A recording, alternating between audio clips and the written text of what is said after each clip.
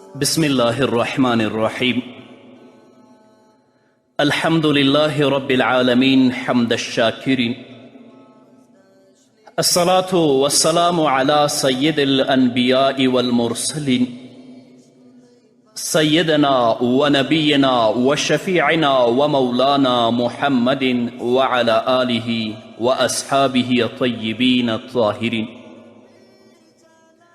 قدرمنو اوریدونکو د ژوند د لارې د خپرونې مینوالو، السلام علیکم ورحمت الله وبرکاته. ستاسو روغتیا او خوشحالي د پاک رب نه غواړم، په دې هیله چې د صحت او عافیت جامې پر تن ولرئ او خوشحالي مو په برخه وي.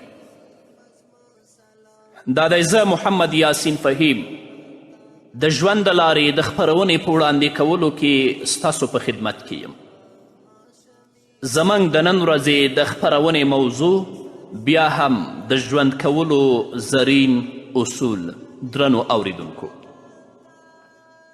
د ژوندانه د زرینو اصولو څخه یو اصل دا دی چې ته به په خپل ژوند کې چاته ضرر نه رسوي، چاته به تکلیف نه رسوي. د مسلم او د ترمیزی حدیث دی. یو ورځ نبی کریم صلی الله علیه وسلم له مبارکو صحابه کرامو سره په مجلس کې ناستو. نو نبی کریم صلی الله علیه وسلم له هغوی نه پوښتنه وکړه، تاسو پوهیږئ چې مفلس څوک دی؟ صحابه کرامو رضی الله عنهم ځواب ورک، په من کې مفلس هغه دی چې له هغه سره درهم، دینار او دنیاوي مال او متاع نه وي، موږ دې ته مفلس وایو. د دې نه وروسته نبي کریم صلی الله علیه وسلم وفرمایل، زما په امت کې مفلس هغه دی چې د قیامت په ورځ به لمونځ، زکات او د روژې اعمال راوړي،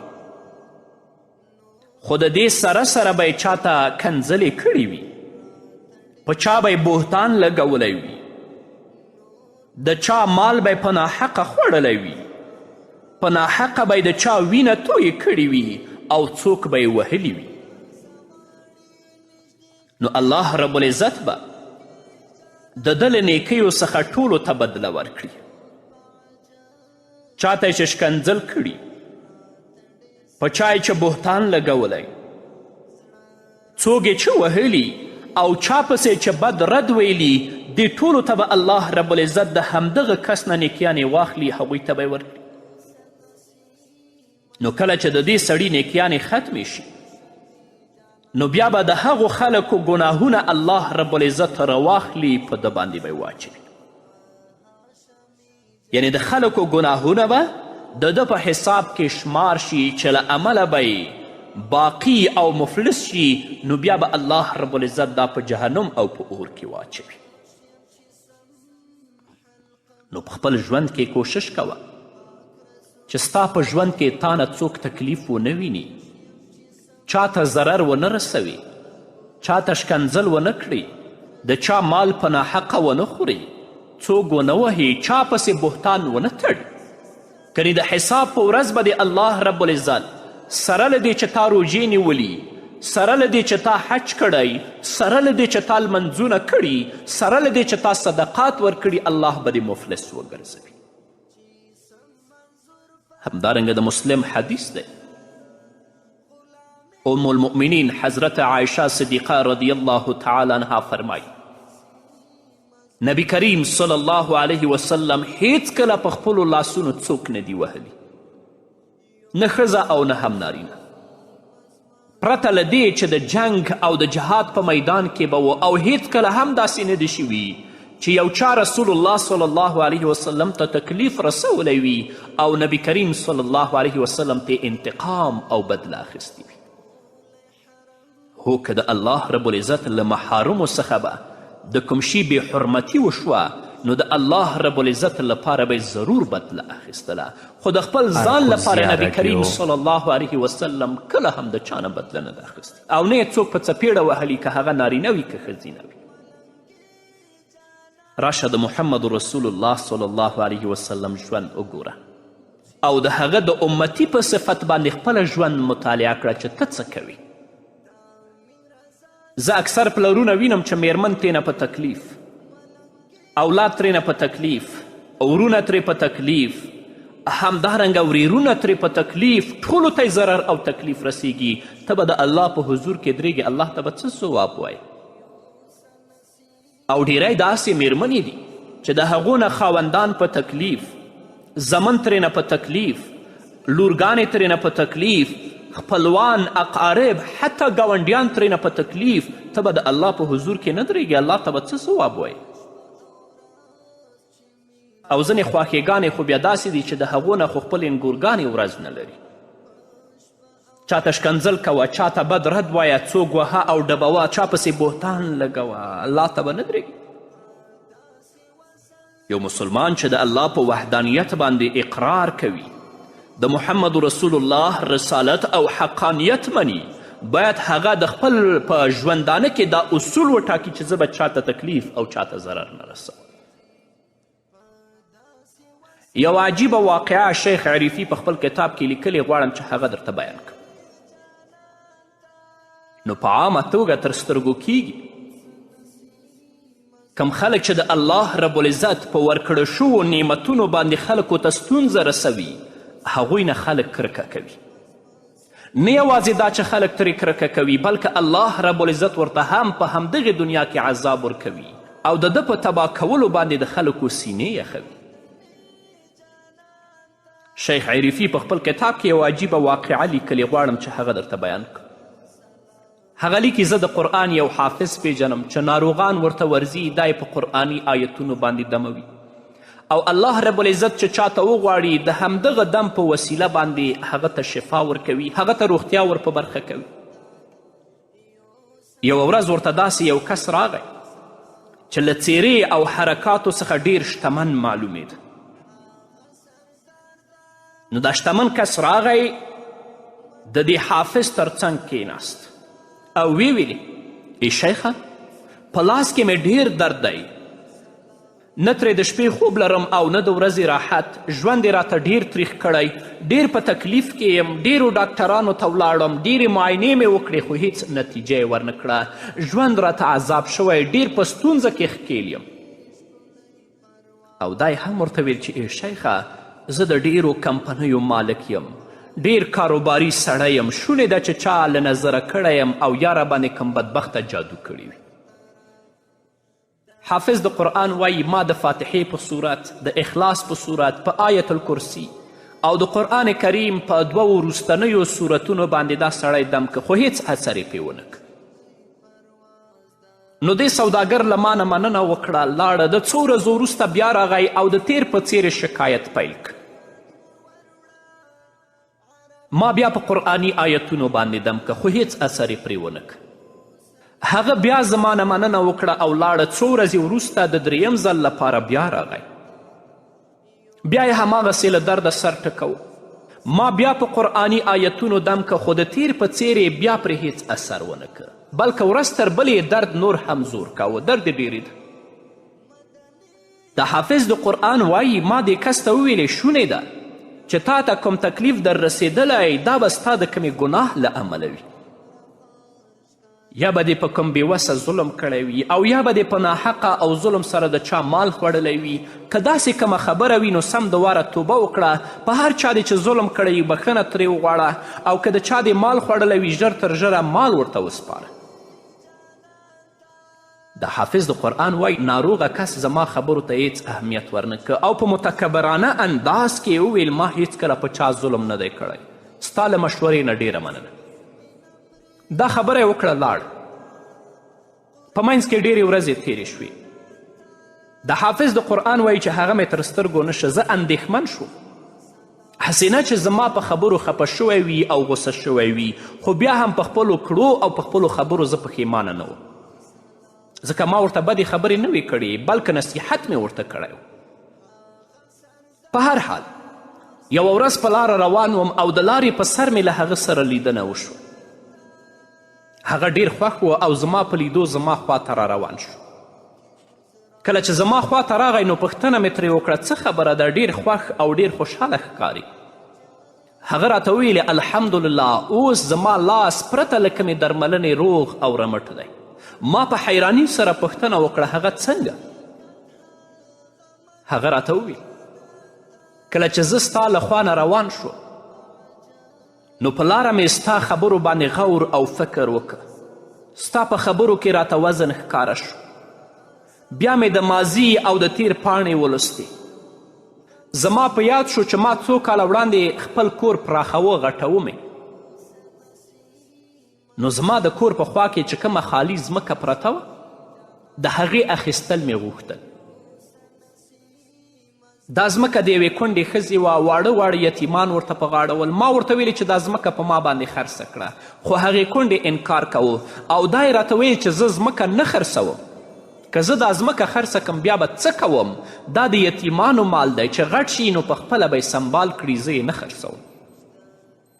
دې کونډې ته ما ډیر پیغامونه ولیږل چې ځمکه په ما خرڅه کړه خو هغه کونډه ښځه زما د خبرې منلو ته تیاره نه وه. ما فکر وکړه چې د حل کومه لاره پیدا کړم. آخر مې د خپل خاصو ذرایعو په وسیله ځمکه لاندې کړه. د حافظ د قرآن وایي ما ترې پوښتنه وکړه له خاصو ذرایعو نه ستا مطلب څه دی؟ هغه راته وویل له خلکو سره زما ډیرې زیاتې اړیکې دي چې له امله یې ما وکړه شول د کونډې ځمکه لاندې کړم او په خپله ځمکه کې داخل کړم. د غټو غټو خلکو سره د اړیکو له امله مې د کونډې په ځمکه د آبادي اجازه ترلاسه کړه او هغه مې په خپل کور کې داخله کړه. حافظ د قرآن وایي ما په ډیر فکر سره له هغه نه پوښتنه وکړه هغه کونډه او د هغې یتیمان څه شول؟ نو ده راته وویل د یتیمانو مور چې خبره شوه چې ځمکه یې له لاسه ووتله نو هره ورځ به راتله او د کور په مخ کې به په چیغو سر شوه او هڅه به یې کوله چې مزدوران له کاره منې کړي خو مزدورانو به په هغې د لیونۍ خیال کوه. د هغې خبرو ته به هیڅ اهمیت نه ورکوه او خپل کار به جاري ساته. هغه لیونۍ نه وه. په اصل کې د دولت نشې زه لیونی کړی وم چې خپل او پردی مې نه پیژنده. ما هغه کونډه لیدله چې آسمان پلو ته به یې لاسونه پورته کړل او ما ته به یې ښیرا کوله. خو هغه وخت د هغې کونډې په ښیراو باندې ما سر نه ګرځاوه. کله چې ما ستا په خبرو فکر وکړه او د ماضي او د تیر پاڼې مې واړولې نو د کونډې قیصه را په یاده شوه. د هغې په لټه شوم. هغه مې چې وموندله نو ډېرې زارۍ مې ورته وکړې. تر هغې مې ترې بښنه غوښتله تر څو د خپلې ځمکې په بدل کې نورې ځمکې اخیستلو ته تیاره شو. زه یې وبښلم او ما ته د دعا لپاره لاسونه پورته کړل. قسم په الله هغې لاسونه نه وښکته کړي چې ما د عافیت احساس وکړه او لاس مې روغ رمټ شو. ناروغه کس دا خبرې وکړې او بیا یې د یوې شیبې لپاره سر ښکته که.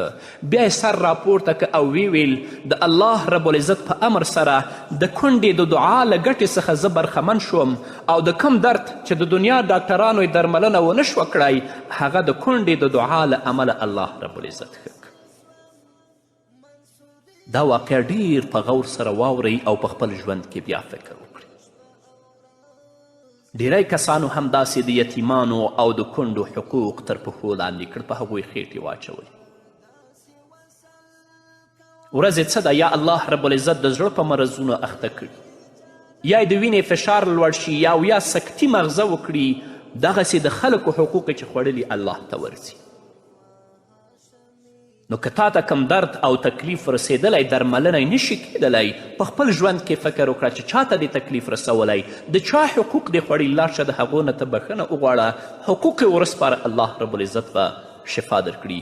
په همدې هیله قدرمنو اوریدونکو نور به قدرمنو اوریدونکو بیا هم زموږ سلامونه ومنئ. همدارنګه د ژوندانه د زرینو اصولو څخه بل اصل دا دی چې تاسو دښمني مه پالئ. خپل منځ کې یو بل ته د محبت، شفقت او د الفت غیږ خلاصه کړئ. که تاسو د انسانانو له ډیرو خلکو سره مخ شئ نو د ډیرو مزاجونو سره به هم آشنا شئ.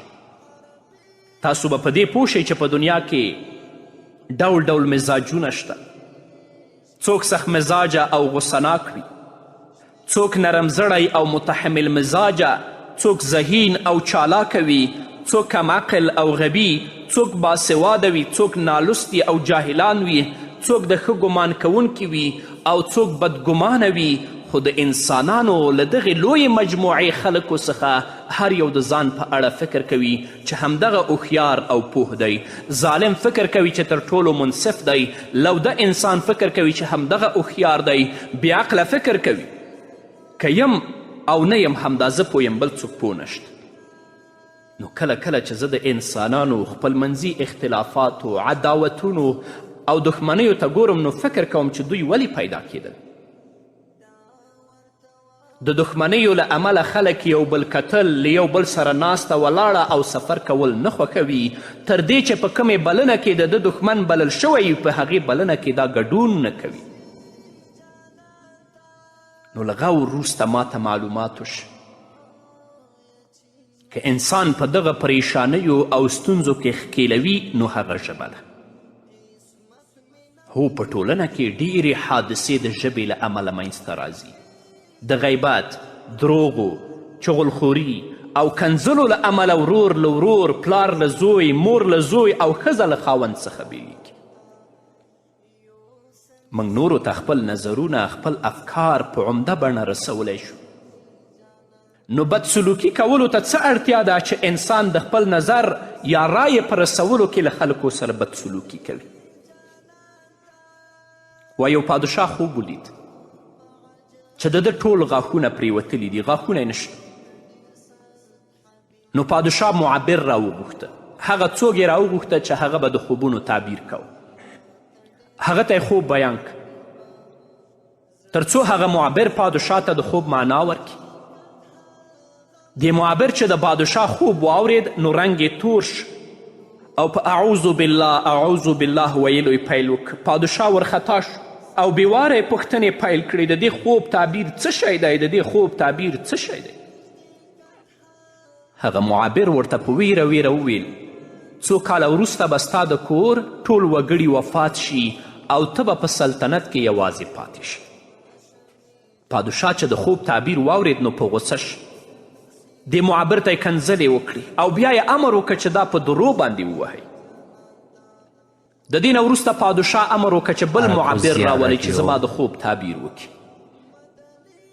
کله چې دویم معبر راغی او پادشاه ورته خپل خوب بیان که نو هغه په خندا شو او په ورین تندي یې ویلې پادشاه صاحب تا ته دې د خوښۍ زیری وي، خوښ شه، دغه خوب سر تر پایه خیر دی.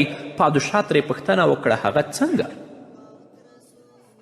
دې معبر ورته وویلي د دې تعبیر دا دی چې ستا عمر به اوږد وي، ته به د کورنۍ د ټولو وګړو نه وروسته مړ کیږې او ټول عمر به پادشاه یې. پادشاه چې د خوب تعبیر واورید نو خوشحاله شو او معبر ته د خوب د تعبیر په بدل کې انعام او پیسې ورکړي. ګورئ د دواړو معبرانو خبره او تعبیر یو و، خو د تعبیر کولو طریقه یې بیله وه. کله چې لومړني معبر د خوب تعبیر په سختو ټکو کې وکړ نو پادشاه خفه شه او کله چې ورته همغه خبره په دوهم ډول وشوه نه یوازې دا چې خوښ شو بلکې معبر ته انعام او پیسې هم ورکړي. رښتیا هم چې خپله ژبه هم کلا ده او هم بلا. نبی کریم صلی الله علیه وسلم فرمای د ترمذي حدیث دی کله چې ابن آدم سهار وکړي اذا اصبح ابن آدم فإن الأعضاء كلها تکفر اللسان. نو د بدن ټولې اعضا ژبې ته وایي زموږ په اړه له الله رب العزت څخه وویرېږه، موږ ستا په ولکه کې یو، که ته سیده شوې سمه شوې نو موږ به هم سیده او سم یو، او که ته کږه شوې نو موږ یعنې د بدن ټولې اعضایو به هم کږې شو. نو ژبه د ټول بدن سرداره ده، که سمه دې وخوځوله نو هر څه سم دي او که دې کږه وخوځوله نو هر څه کاږه دي. همدغې ژبې ته د جمعې په خطبه کې طوطي ویل کیږي. د خلکو ترمنځ د روغې جوړې کولو په برخه کې 100% رول همدغه ژبه لري. د سوداګري او د تجارت معامله کې هم سرداره ده. د وکالت په دنده کې هم د ده رول اړین او مهم دی. خو د دې څخه مطلب دا نه دی که انسان د ژبې په څیر له یو ستر نعمت څخه بې برخې وي نو د هغه ژوند ختم دی او یا یې ژوند له منځه ځي، ژوند یې بې ارزښته او بې معنا دی، د ده ژوند هیڅ په کار نه راځي. داسې نه ده. بلکې یو قوي او مصمم عزم لرونکی انسان که د ډیرو صلاحیتونو څخه بې برخې وي بیا هم د عمل په میدان کې تل له بریالیتوب سره مخ وي او د ژوند په هر ډګر کې لاس بری وي. نو الله رب العزت دې موږ ته توفیق راکړي چې چا سره دښمني ونه پالو. د پیغمبر علیه الصلاة والسلام وینا ده څوک چې په تا باندې ظلم کوي ته هغه ته بخښنه وکړه، او څوک چې تا سره رابطه پرېږدي خپلولي پرېږدي ته هغه سره رابطه وساته، او څوک چې تا سره بد کوي ته هغه سره نیکي او ښېګڼه کوه. الله رب العزت به تا ته عزت درکړي، او هغه کسان چې تا سره د دښمني اراده یې درلودله او غوښتل چې تا سره دښمني وکړي هغه به ستا صمیمي دوست وګرځي. په دې اړه باندې انشاءالله واقعه شته، خو دا به اورو په بلې خپرونه کې. نو قدرمنو اوریدونکو دا وه زموږ د نن ورځې خپرونه چې ستاسو درانه حضور ته وړاندې شوه.